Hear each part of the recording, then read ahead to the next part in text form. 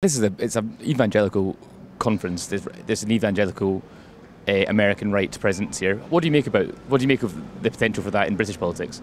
Well, I think describing it as an evangelical conference is just basically untrue. Yoram Hazony, who is the chair of the Edmund Burke Foundation, is Jew and is from Israel, as far as I understand. Christianity is one of the 10 principles of national conservatism. Yes, yeah. What do you think the Conservatives should take away from this conference? That they need to look at the basic principles and live up to them, and not try to become an imitation Labour Party or a Social Democratic Party. How do the Conservatives win the next election, do you think? By doing exactly what I said, by refounding themselves on their basic principles, which are not selfish. They're generous, they're tolerant, they're easygoing. They are about accepting the established character of this country as one factor in this country, but also about living up to the ideals of free speech and empirical decision making and the generosity that goes with them, and the real diversity and inclusion that goes with them, because what our opponents propose is actually sectarianism and factionalism and segregation. What do you mean by that? I mean by that they want to chop the country into little grievance groups based on ethnicity and religion, with a sense of apprehension and animosity towards this society and this country at large, which is totally unjustified, because in fact this country is extraordinarily generous and tolerant and easygoing. For me, it's really important to uphold the values of classical, if you want to call it feminism, the fact that a man cannot be a woman. You can do whatever you want with your external physicality. The fact that you were born a man will never change. And I think when it translates into the things like bathrooms, sports, schools, education, those kind of things, I think it's really important for people who do believe in more conservative values to say so. You're quite a rare phenomenon. You're a young man and you're a Conservative, I'm assuming. What's led you to that path? Well, I don't like the label Conservative. I'm certainly not a capital C Conservative or a Tory. And you couldn't hear it, but it was a small C in what I said. Thank you very much. Yeah. In short, I think there are things worth conserving. It's what the word means. The real criticism running through a lot of the talks about the Tory party is that they've not conserved the things that Conservatives in theory are meant to conserve. The family, any space for religion and transcendence in public life, the internal economy, things like that. And so I'm a young man, but I've got 2 children, and I look ahead, and a third one on the way, and look ahead and think, what do I want to conserve for them for the future? And so being a Conservative makes sense. What's wrong with the Conservatives at the moment, in your view? I just think they're too managerial. I think there are big issues in the culture have to be raised, which I think this conference is raising. Sorry, what are those issues? I think things happening with transgender, teaching transgenderism, that sort of thing in schools. I think that's a big issue. How that works through in other forms of policy. Just the issues of national identity. I am for Brexit. I think the government, and Rishi Sunak was for Brexit as well, but I don't think they've taken advantage of the freedoms that would have come with Brexit to really push that forward. I mean, it would have been bumpy anyway, I have no doubt. I mean, the big issue is national sovereignty, but I think they could have done a lot more. On the Conservative side of debate at the moment, there really isn't very much compassion for refugees. I'd argue that the language used around refugees and people travelling on small boats is, some of it borders on hateful, I would argue. Do you think that's a fair enough assessment of that? I mean, I think it's fair from your point of view, because I understand exactly where you're coming from. You know, I don't doubt there's going to be things that you think I have hateful views on, and that's just where you come from in terms of your life and your experiences. My views on this issue is that although these people are coming in for a reason, etc., I'm not being compassionate, however you want to put that in a way. I'm not being not compassionate towards them. I'm saying, why do they have to come to this country? There is France, there's Portugal, there's Spain, developing countries. A lot of people are talking to me about the family, and the family needs to be defended. Mm-hmm. In what way is the family not being defended at the moment? You could look at economically and fiscally. We made changes over the last several decades to make the individual, rather than the family, the basic economic unit of society.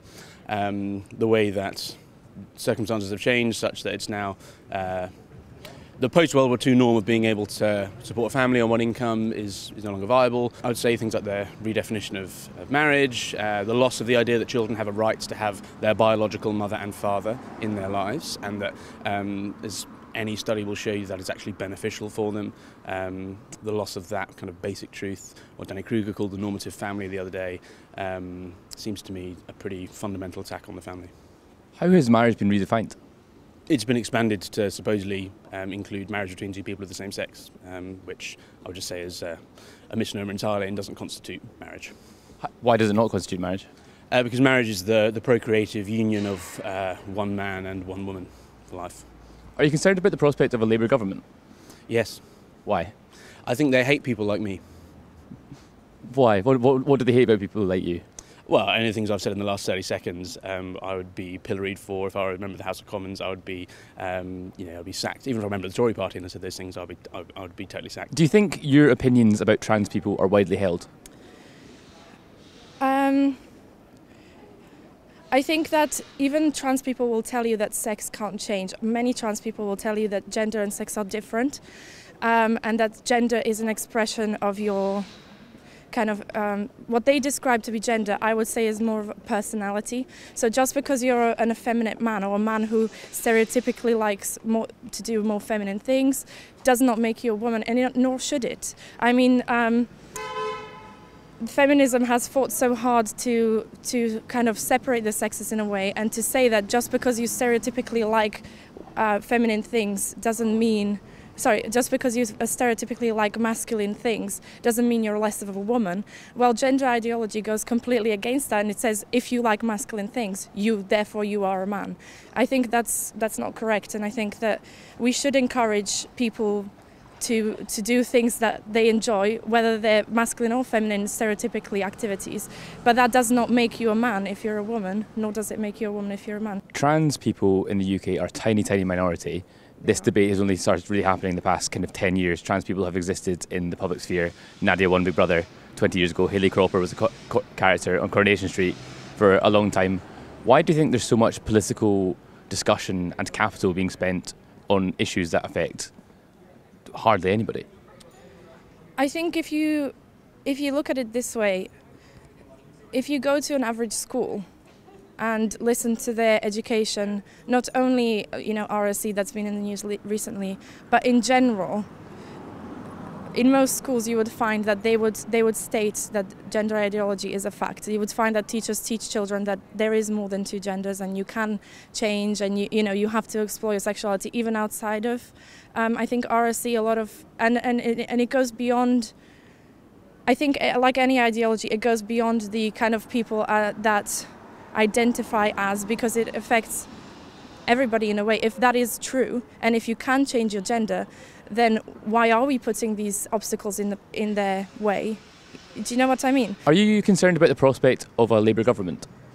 I'm not overly concerned. I mean, my background is Labour. I'm left in economics. I'm quite, I'll say, soft socialist in a way, really. That's interesting. But I'm not exactly scared of the economically. I think Labour government economically can be beneficial for the country. I'm not going to pretend like it won't.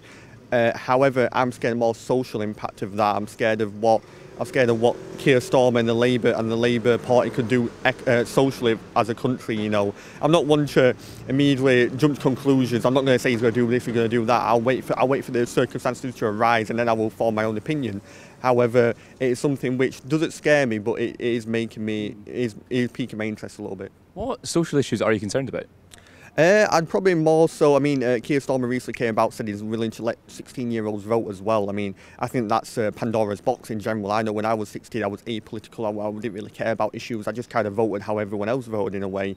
And that's not to say everyone at 16 is going to be like that, but I can speak from experience where a lot of my friends and family and people I know at 16 years old, they haven't got a clue of how to vote or form their own opinions. It's not the right age for those people, and I think that's going to open up many issues socially and electorally. Another issue as well, extending the votes to EU citizens. I have family who live in Spain. They're not allowed to vote until they get their citizenship, and they have to work towards that citizenship. It's not a right. It's something you have to work towards. You have to show the country, I'm here for a reason. I'm here to benefit you. I'm here to benefit the economy. I'm here to benefit the culture. I'm here to integrate. Because they have integrated into Spanish culture, and it's something which they need to work towards. It's not a God-given right. I use the old Plato argument of who would you rather vote for, a doctor or a sweet man shop. A doctor's going to cause you pain and suffering, but it's going to eventually make you better. But the sweet shop owner's going to give you sweets, candy, drinks, you know, it's going to make you feel great, but it's eventually going to be bad for you. And now if an EU migrant or a 16-year-old is voting and they're just getting told, we're going to give you this, we're going to give you that, it's going to be great, it's going to be great for you, and just pandering towards them, it's not going to be good in the long term, because that's going to be a short-term fix and a short-term, I guess, dopamine effect for those people, and it's going to create a long-term issues, I believe. They would try to rig things so to make it almost impossible to elect anybody else. We saw that the other day with Mr. Starmer's apparent wish to give the vote to EU nationals. You know, and I've nothing against the EU nationals, but the only people who should vote in British elections are British citizens. Do you know, has there not been? You could accuse the Conservative government of the same thing with the introduction of voter ID. Well, no, that is actually about making sure that the people who vote are actually entitled to vote. Of course, it won't actually tackle the real scandal in voting procedures in this country, which is the abuse of the postal vote system, to mainly in constituencies where it's used to simply use the votes of a particular ethnic minority, and in particular the women, in a way that gives them no agency at all in the way their votes are cast. Pardon my ignorance, I've not heard anything about that. Could you explain that a bit more? It's a pretty well-known fact that there are lots of northern constituencies where the ballot papers are delivered to homes, and they're filled in by the men of the house. The women don't actually see them. Now that's pretty well done. I don't trust Starmer. He changes views all the time. I wouldn't. You know, he pushed Corbyn extreme left. Is he really extreme left? That was his youth. Yeah, he doesn't know what a woman is, really. I think that's fairly fundamental. So I think he doesn't. I think he would do anything to get elected. I don't think he has principles, and I think his economic policies would be pretty disastrous. How old are you? I'm 23, nearly 24. Do you think what happened in those intervening 7 years that makes you okay for you to vote, but not, or even the 2 years between 16 and 18? Like, how different? Why was it okay for you to vote at 18 but not 16? Well, personally, I don't even believe 18-year-olds should vote in, really. I mean, I didn't vote until I did vote when I was 18, but that's because I studied election. That's the only reason I voted. I wasn't still comfortable with the idea that I could form my opinion exactly. Because, again, in those years since I've cast my first vote, I've changed my opinions on a lot of issues. And that, obviously, when you're older, that's going to happen too. But at those younger ages, you're still developing your ideas, you're still developing your thoughts and your ideology, and you're still developing a way that you see the world and how you want your country to be. And there is, again, it's not an easy answer to give, because I think you've got a good point. What gave me the right? Although I don't think anything gave me the right, apart from obviously our laws. It was still a thing which. It was still an issue which I believe I still had a voice to say, and I'm still developing my ideas on it, really.